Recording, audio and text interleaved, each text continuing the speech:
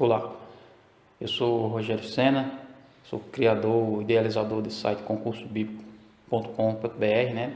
E sempre tive muita curiosidade de aprender coisas sobre a Bíblia e eu estudo a Bíblia desde os 14 anos, né? Eu costumo pesquisar também muitas coisas na internet, em busca de recursos, materiais para realizar atividades na igreja e percebi que eu mesmo podia criar alguma coisa, né, que ajudasse outras pessoas que estivessem coisas relacionadas ao estudo da Bíblia, né? Foi então que em 2016 eu comecei a publicar as perguntas, né, que eu tinha aqui em casa no site e o resultado foi surpreendente. Milhares de pessoas em todo o Brasil e até outros países começaram a acessar o site.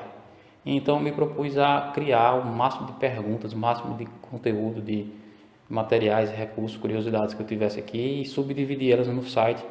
Você acessar o site, você vai encontrar na barra lateral do site as categorias ali onde eu estruturo o conteúdo do site e os materiais para você acessar, né?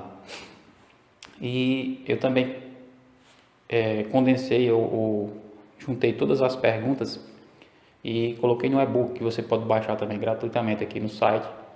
E dessa forma o ecossistema do site, a organização do site está crescendo cada vez mais, né? Eu vou compartilhar com vocês aqui algumas curiosidades bíblicas, né? A palavra Bíblia, ela vem do grego, né? Do latim, melhor dizendo, biblos, e quer dizer livros, que a Bíblia, na verdade, é uma coleção de 66 livros, né? São 39 livros no Antigo Testamento e 27 livros no Novo Testamento. O Antigo Testamento é a parte da Bíblia que foi escrita antes de Cristo e o Novo Testamento após de Cristo, após o ministério de Cristo, né? Após o Evangelho. A palavra Evangelho vem do grego, significa boas novas, né? É uma palavra que foi transliterada. A Bíblia demorou cerca de 1.600 anos para ser concluída, né? O primeiro que veio escrever a Bíblia, né, as primeiras páginas da Bíblia, foi Moisés. Os primeiros 5 livros da Bíblia foram escritos por Moisés. E Moisés escreveu a Bíblia quando ele estava no deserto de Midian, quando ele fugiu do Egito após ter matado um egípcio. Ele foi se refugiar lá na terra de Midian, onde Jetro deu acolhida a ele, né? Ele passou 40 anos apacentando o rebanho de Jetro e ali nesse período no deserto ele escreveu o livro de Gênesis e ele escreveu também o livro de Jó. Alguns estudiosos, alguns estudos afirmam que o livro de Jó tenha sido escrito por ele e tenha sido escrito até mesmo antes do livro de Gênesis, né? A história de Moisés é a história da Bíblia, né? Ele foi que escreveu os primeiros livros da Bíblia. Outros escritores da Bíblia foram Samuel, Isaías, Daniel, Malaquias, Mateus no Novo Testamento, Lucas, Paulo escreveu diversas epístolas, né? E o último escritor da Bíblia foi João, que escreveu o livro do Apocalipse. Ao todo, cerca de 40 pessoas estiveram envolvidas nesse processo, né, de completar a Bíblia. A Bíblia também existe, na Bíblia Católica existem também outros livros que foram acrescentados. Esses livros são livros antigos, que foram escritos mais ou menos na mesma época da Bíblia, um pouco depois. E eles não foram inseridos na Bíblia por causa da canonicidade deles, da autoridade deles, né? E eles foram colocados na Bíblia por volta da Idade Média, em concílios realizados pela Igreja Católica, né? Por isso que eles não são aceitos pelo mundo evangélico hoje, né? Exatamente por causa disso, porque quando eles foram acrescentados já estava fechado a compilação total da Bíblia, né? A Bíblia foi escrita em 3 idiomas básicos, por o hebraico, o aramaico e o grego. Existem umas curiosidades interessantes sobre esses idiomas, né? A língua hebraica é uma língua diferente, muito diferente da língua que nós falamos aqui no Brasil, das línguas latinas, né? E é uma língua que ela é uns caracteres estranhos e ela é escrita da direita para a esquerda. É muito interessante quando você vai estudar o hebraico, você vê que é totalmente o reverso de você estudar a Bíblia como você estuda no português, né? Você tem que ler basicamente de trás para frente. E a língua hebraica ela só tem consoantes, praticamente só tem consoantes, né? Inclusive os números hebraicos é constituído pelas consoantes, algumas consoantes do alfabeto hebraico, que ao todo tem 22 letras, não é isso? O aramaico é uma língua mais restrita, mas algumas partes da Bíblia foram escritas também em aramaico. E o grego foi escrito no Novo Testamento, né? A língua grega ela foi a antecessora das línguas latinas, né? A língua que vieram do latim. E a língua portuguesa, a língua espanhola, todas têm algumas origens na língua grega, né? O idioma grego é um idioma bastante complexo de se estudar, de se aprender. E a Bíblia, quando ela foi escrita, era escrita naqueles rolos, né?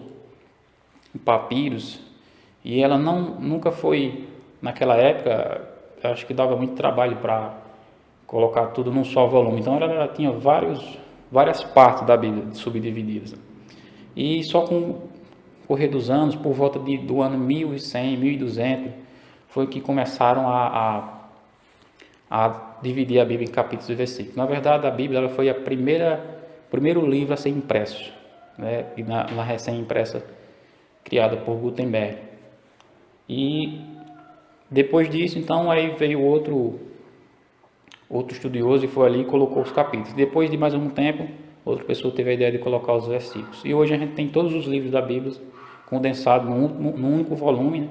E subdividido em capítulos e em versículos. A Bíblia é o livro mais traduzido do mundo. Mais de 1.200 línguas tem ela em seu idioma, né? Ela é o livro mais popular que existe. É interessante que a Bíblia é um livro antigo e nunca deixa de estar em evidência, né? Nunca deixa de ter um conteúdo irrelevante para o tempo de hoje, né?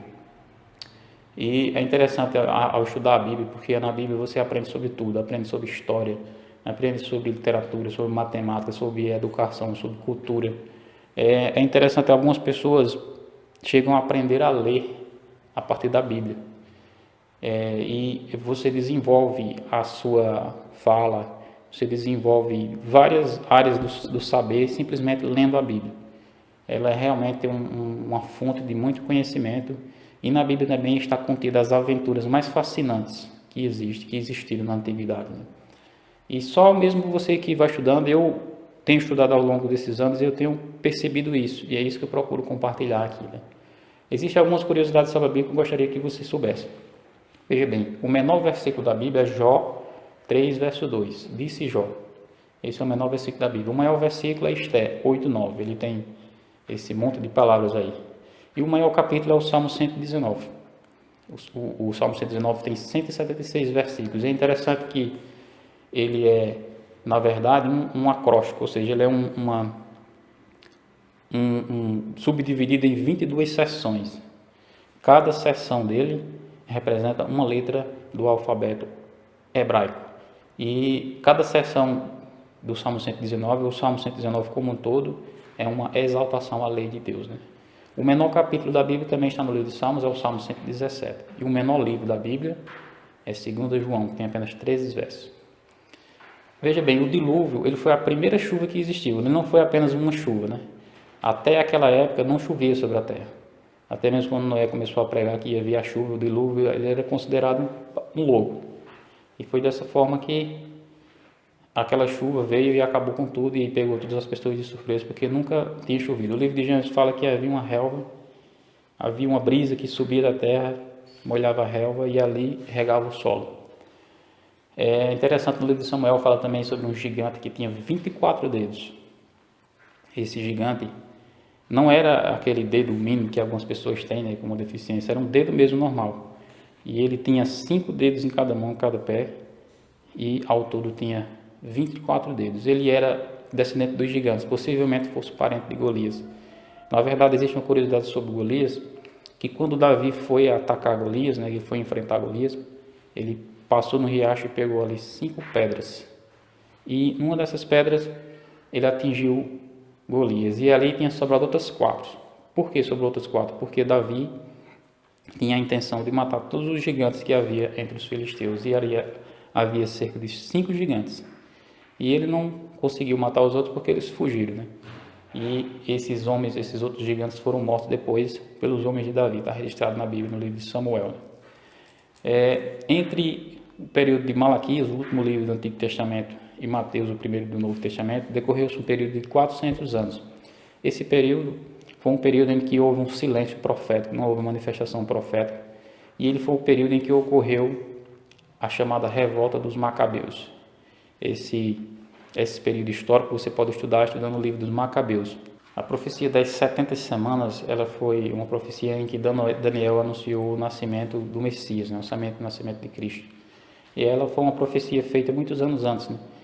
E foi exatamente esse período que decorreu antes de Malaquias, o período de Malaquias, até chegar em Daniel, que foi o período em que o povo estava voltando para Jerusalém, estava sendo reconstruído, né? E é interessante que os magos vieram e chegaram em Jerusalém e anunciaram que vinham ali visitar o Messias que tinha nascido. Todo mundo foi pego de surpresa. Eles não foram pegos de surpresa porque não sabiam, mas porque eles simplesmente tinham outras interpretações para o que a profecia dizia sobre o nascimento de Cristo, né?